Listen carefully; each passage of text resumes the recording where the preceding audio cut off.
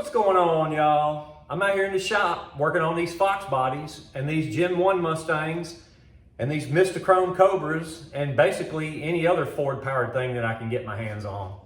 But in this episode, I am going to try to repair the bell housing on my turbo car.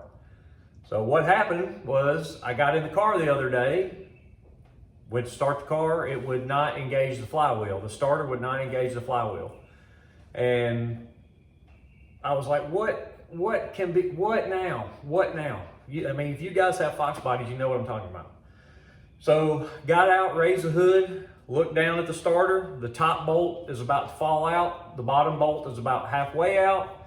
So the starter was kicked down at about a 35 degree angle, so it could not engage the flywheel.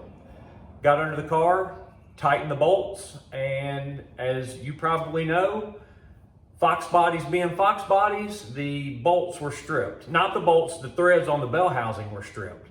So what I'm going to attempt to do, instead of buying a new bell housing for that T56, is I am going to try to repair them with this fix-it thread right here.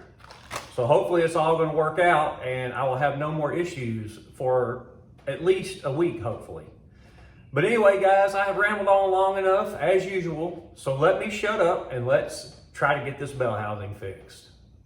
If you've never used this fix-it thread, or the other name you've probably heard it called, name brand helicoil, if you've never used any of these inserts, it's not real hard to do.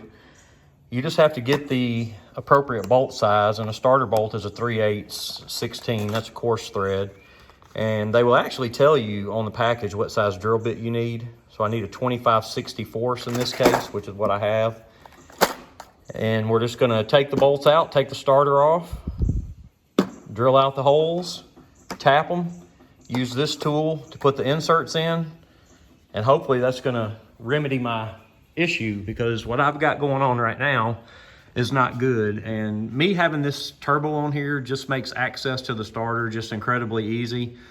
But guys, I will say I would still fix this even if I had a header on there, like a long tube. I would just pull the long tube off, get it out of the way, get access to my header, and I would still fix this, because this is what I've got going on. And I'm just going to show you on the bottom bolt.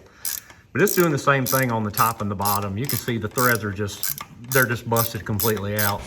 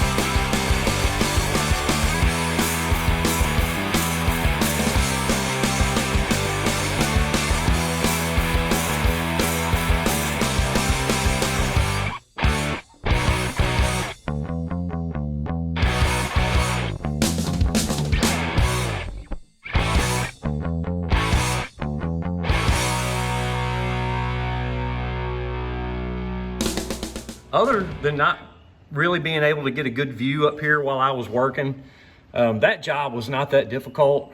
And I believe I saved this bell housing. I mean, this thing is on here tight. I tightened those bolts down pretty good. Unless something happened to the starter in the time it took me to do that, the 20 minutes or so, this thing should start no problem. So let's see.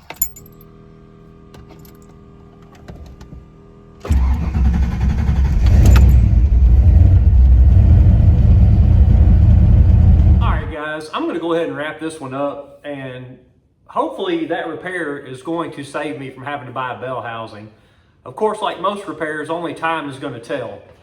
But the job wasn't that difficult, but I will say that having the turbo on there with the downpipe made it a lot easier because I had access to everything. I didn't have to worry with a long tube header or an H-pipe possibly being in the way. But even if you have to take off an H-pipe or a long tube, if you can save your bell housing, it's still worth the time, because that's going to add, what, maybe an hour, 2 hours at the most. And that job took me at the most 30 minutes. So well worth the time.